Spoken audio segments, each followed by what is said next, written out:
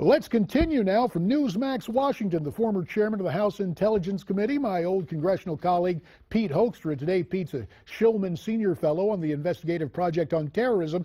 He's also the author of the book, Architects of Disaster, The Destruction of Libya. He joins us tonight from Holland, Michigan. So, Pete, you spent the day yesterday with Donald Trump as he was stumping in Michigan. Tell us what you learned from that experience. Well, I learned that the enthusiasm here in this state for Mr. Trump is very, very high. We had a great rally, Grand Rapids. We had another rally on the east side of the state. So we covered both the east and west side media markets here in Michigan. But, you know, hey, rallies are one thing. But, you know, the enthusiasm, people waiting in line for hours to get into these venues. If you're waiting in line for hours, you're going to show up to vote.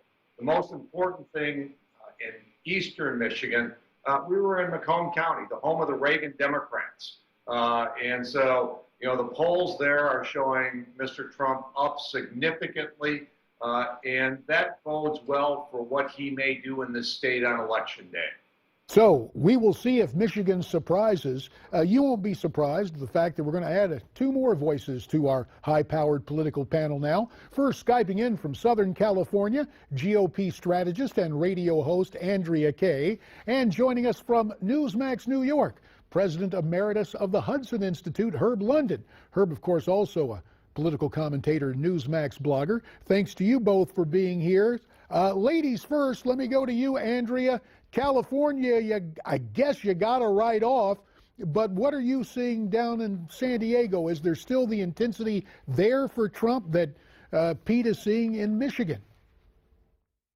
There is so much excitement and support here for Trump. You know, yes, we are the land of the liberals out here, and we're the left coast and the crazy coast and the crunchy people out here. But, you know, we, particularly in San Diego County here, we are, I'd say, pretty strongly purple, still tending to the red side here. And I'm seeing more enthusiasm for Trump than I can remember since I moved to San Diego years ago. And people aren't even really thinking California's gone and there's no way he can win, because so many Republicans feel as though the reason why he's the right man for the right time is because he can absolutely reach across that aisle and get Democrats to vote for him and independents. And I'm actually hearing from them here in San Diego that say they are solidly on the Trump train, especially after what happened with Comey on Friday. And, of course, right there on the border, Trump talking tough about border security resonates in San Diego. Herb London at Newsmax, New York.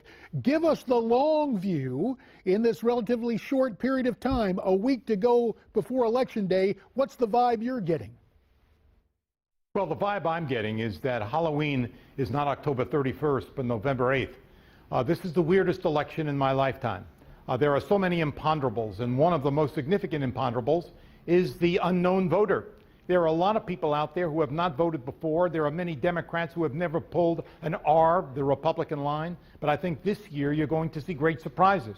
My feeling is Donald Trump pulls this off. And he pulls it off in large part because there are so many unknowns in this campaign. And one of the most significant unknowns is what happens in a place like Pennsylvania. As I've traveled through the state, I've seen thousands of Trump signs. I haven't seen one Hillary sign.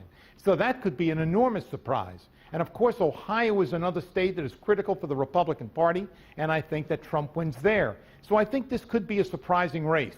Might be close, but I think Trump pulls out a victory. And we will see about that. I like the way you put it.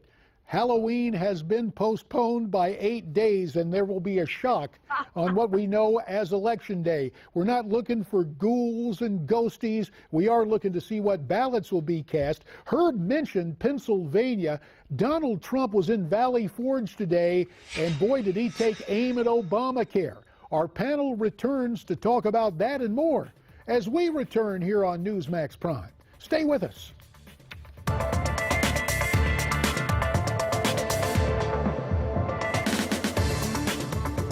The popular wisdom since last Friday labels the decision of FBI Director Jim Comey as an earth-shaking, if not election-altering event. But are the numbers really changing, or are most voters sticking with their initial choice? Ed Berliner takes a closer look. There are 47% of the people who will vote for the president no matter what. All right, there are 47% who are with him, who are dependent upon government, who believe that they are victims, who believe that government has a responsibility to care for them, who believe that they're entitled to health care, to food, to housing, to you name it. It's an entitlement, and the government should give it to them. And they will vote for this president no matter what. About the people you said you couldn't convince to take greater personal responsibility. Those are heavy words. Who what I'm talking about is a political process. I don't expect to get 100% of the vote.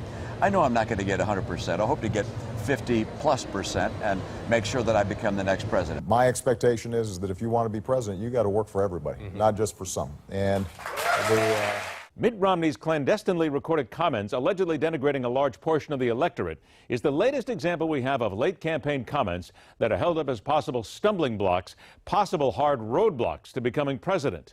But if you look past the rhetorical concrete, the facts about presidential elections this late in the game take on a much less alarming tone. Among likely voters, Mitt Romney is favored by 47%. President Barack Obama has 45%. The split represents no significant change from the previous poll. That vote result is actually within the margin of sampling errors, so we can't say definitively one candidate has a lead over the other. Fast forward to the latest email investigation news with allegations of more secretive missives from Hillary Clinton. And we have what history teaches us is in line with recent presidential elections. I think this race has gone from 5 or 6. I think Democrats expected this to be an Obama 2008 type victory. It's now gone to an Obama 2004 type victory. It could go to a Bush over Kerry type victory, which is between 2 and 3. And there's no telling where this ends up in the next 2 or 3 days. In other words, we are where we thought we'd be. And no one really knows if this will change enough minds to sway the election outside of that infamous margin of error. J.D., it's all yours. Thanks very much, Ed. Now, a big day on the calendar. Not only a week from Election Day, but the day the Obamacare premium increases take effect. Donald Trump and Mike Pence were together for a rally in Valley Forge, Pennsylvania this morning. The objective, to inspire voters by making the case against Obamacare. Let's listen to the Republican nominee. Obamacare means higher prices, fewer choices, and lower quality. Yet Hillary Clinton wants to expand Obamacare and make it even more expensive. She wants to put the government totally in charge of health care in America. If we don't repeal and replace Obamacare, we will destroy American health care forever. So let's get the public policy and political diagnosis now as we welcome back our panel. First from Holland, Michigan, former Michigan Congressman Pete Hoekstra. From Newsmax, New York, Herb London, President Emeritus of the Hudson Institute. And from Southern California, radio host and conservative strategist Andrea Kaye. Taking punches at Obamacare. It is an intriguing target. We've seen dramatic differences. Will it pay off for Donald Trump next Tuesday? As a matter of fact, today he said he would call on Congress to convene a special session to repeal the Affordable Care Act once he's sworn in. Pete, can he make that happen fairly easily? Oh, absolutely, especially coming into the White House with a mandate from the American people early on in his second term. He'll come in and he can call for a special session of Congress. Sure, they'll already be in session, but what he'll do is he'll ask them to focus on repealing Obamacare and, of course, putting in a replacement that provides more choices, lets you keep your doctor, and puts this back into a private sector with the government only providing a safety net for the most needy. Yes, he can do that, and I think Congress would respond. And he will have to work closely with Paul Ryan. Now, the Speaker today said he already cast his ballot for Donald Trump. But listen to this exchange when he is told that Trump is going to campaign with Governor Scott Walker in his home state of Wisconsin. Donald Trump and Scott Walker will be there. They're going to be campaigning in your state. Will you be with them? No, I just heard about it about 10 minutes ago, actually. I didn't know that. I'm on my way right now to Indiana with one of our members running there. Then I'm going to Michigan. Then I'm going to New York, then Virginia. I'm just crisscrossing the country right now, fighting for congressional Republicans. Have you changed Which is my primary responsibility, as you know, Ainsley. Sure. You did say that you weren't going to campaign with him. Have you changed your position on that? Will you be campaigning for him or with him over the next week? No, I haven't changed anything. Haven't changed anything. You know, Herb, I hear that. The Speaker is going to need to work with the next president, if his name is Trump, to repeal Obamacare. Why does Paul continue this kind of rhetoric that is divisive toward the nominee? Well, there are a lot of never-Trumpers who Paul knows and supports, and there are many people within the party who are deeply concerned about Donald Trump. But there is no question that Obamacare represents one of the great vulnerabilities in the Democratic Party. Keep in mind that when the president introduced Obamacare, the Affordable Care Act, he said, one, it would be affordable. We would lower the costs of premiums, and we would provide more comprehensive care. Well, both of those claims are now untrue, and the public understands it. Across the board, we're seeing 25% increases in health care. In places like Arizona, more than 100%. So what was happened in this race is that the Affordable Care Act is one of the great albatrosses around Hillary Clinton's neck. She cannot escape it, and all she talks about is making reforms within it. But it is dead. It is a dead item. The American public understands that, and whether you're a Democrat or Republican, you understand that Obamacare cannot continue in the United States. So I think that Donald Trump has an extraordinary opportunity, continue to plug away at this issue. And again, there are a lot of Democrats who understand that health care in the United States is not what it should be, and certainly not what was promised. And JD, what I'd like to add on that, I think what Mr. Trump and Mike Pence ought to be doing is they also ought to be making the correlation. We have another government-run healthcare system. It's called the Veterans Administration, and as the scandals and the lack of care to our veterans have demonstrated over the last number of months, none of us want American healthcare to look like the care that our veterans are getting. It's time to reform VA care and to reform Obamacare. Andrea, I want to get, you're a right-thinking lady on the left coast. And I want to get your thinking on this major issue that has come up about Hillary, and that, of course, is the FBI's renewed investigation into what I guess we could call Emailgate. Today, FBI Director Comey met again with Attorney General Lynch. Reports say the two pledged to work together to resolve the new review of emails found on former Congressman Anthony Weiner's laptop. Of course, the last time Lynch had a meeting with Comey regarding Hillary Clinton, she basically tried to put the kibosh on Comey going forward and contacting the appropriate committee heads in Congress. So I'm just wondering today, way across the country there, what's the vibe? Do you fear that General Lynch is trying to get Comey to slow walk this thing and put it almost at a glacial pace? Well, I think that I don't know anybody out here on the left coast or anywhere across the country that actually has any faith in Loretta Lynch in performing her duties as she should be performing them.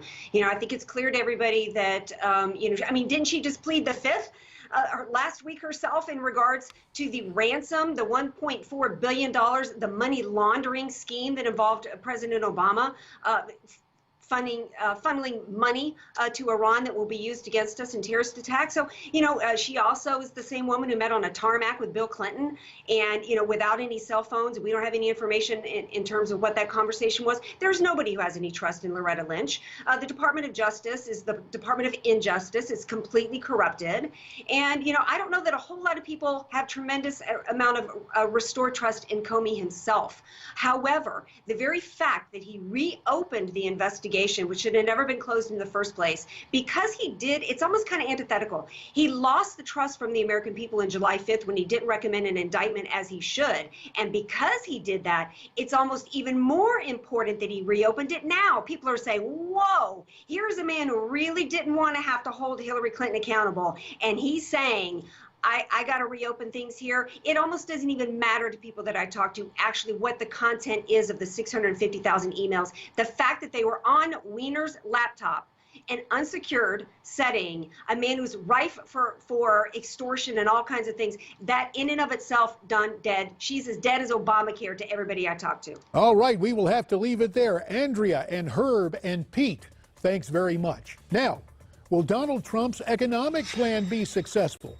Trump campaign economic policy advisor Wilbur Ross joins me to talk more about that and a few other topics as well as we continue here on Newsmax Prime.